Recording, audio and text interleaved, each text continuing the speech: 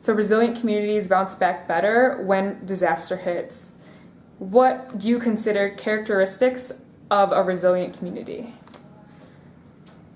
Well, I think a community that's prepared is a big part of it. A community that's learned from past experiences and developed programs and systems to respond better each time, because every event is going to be slightly different, but the more prepared you are, the more resilient, the quicker you're going to bounce back.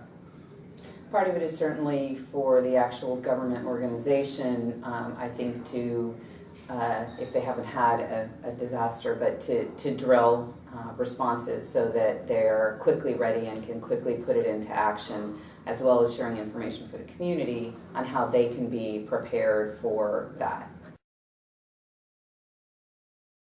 The biggest challenges related to resilience are climate change and extreme weather events that are faced by your communities. Well, I would say the biggest challenge is to determine how you're going to respond and how you're going to afford to respond. If the response involves resources, equipment, manpower, information being disseminated, there's usually a cost to that. So communities have to figure out a way to build that into their budgets and be prepared to employ various methods to communicate.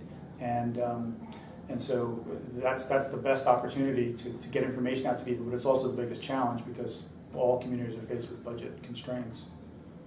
I think too, you can kind of look at the budgetary piece from an individual standpoint and taking care of those in the community who they themselves not have the resources. So I think about extreme heat events and folks who are maybe living in single room occupancy hotels that may not have decent air conditioning, and how do we identify those populations, how do we reach out to them, how do we make sure that in a way the have-nots in our community aren't more impacted or so adversely affected by extreme weather events or other kinds of climate change events. One of the things you have to prepare for is your ability to not communicate in the way you're used to communicating. Your ability may be eliminated or limited, so you have to come up with alternate means to communicate.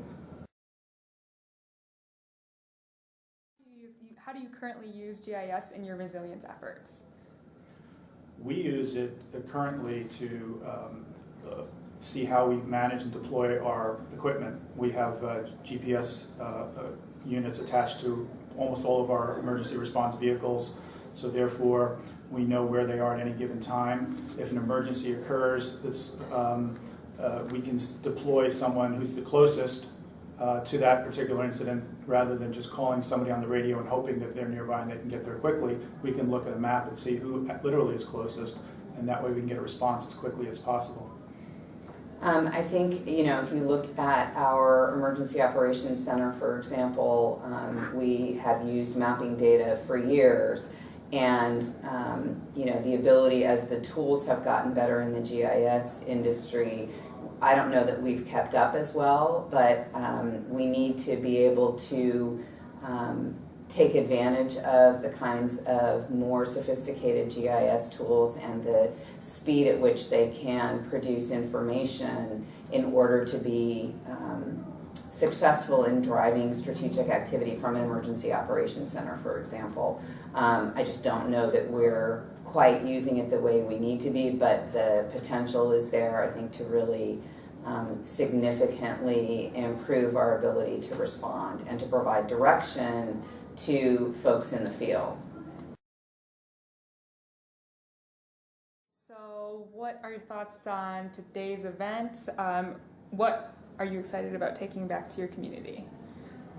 Well, for me, it's been interesting to see people from other jurisdictions around the country who have, and it's not that surprising that we all have similar issues and similar challenges, but to see how they respond to them, because I think the responses that I've heard today some of them are new, some of them are a little different than we've thought about. We haven't thought probably as much as we should have about apps. We did develop an app for our community, and it's very popular, but it's not geared towards resilience or emergency response yet, and that's probably the next level that we have to get to, is apps that are going to deal with these weather-related incidents. I think really the exposure to the other jurisdictions and to hearing what's going on, it makes me want to figure out how we continue to build on that and really share information. And one of the benefits, I think, to being in the public sector is you're not, there are no trade secrets, there's no proprietary, for the most part, proprietary information. And so we love sharing information. Yeah, we love sharing information, but we don't always know how, or we don't always have an easy way. And the more that we can share that information, the more effective we're all going to be. And so this kind of thing always jazzes me up, because I think, okay, I got to remember, I got to contact the woman from the city of Boston about whatever. So it's that sharing of information and then the synergy that comes from that. Are there any lessons that you want to share with your colleagues and peers in local government? Well, one of the lessons we learned, having gone through Hurricane Sandy 2 years ago, there are two things really. One is to really plan ahead for communication. We found that was a big challenge. We found a unique way around it, because there was limited, there was no phone access at all. We actually started posting audio-only messages on YouTube from the mayor. And it was incredibly effective. We heard from so many people that that's how they got their information in the days in the aftermath after the hurricane, when it was a challenge to get information to people, that we just uploaded audio messages to YouTube and gave people the latest information, and it turned out to be very effective. So that's one. The other thing that we found was that where we were lacking was the ability to deal with the volume of volunteerism that you get. So many people come to your community and want to volunteer. You have to be able to manage that. It's not as easy as it sounds. You have to have something for them to do. You have to have something that's safe for them to do. And you have to really have a plan and a person who's really in charge of that. And we've now developed that as a lesson learned from having to deal with Hurricane Sandy. So we think we have a good system in place. We hope we never have to use it really, but we think we have a good system in place if we do. I think from today, the lesson that I would take back, or that I would share, is about sharing information.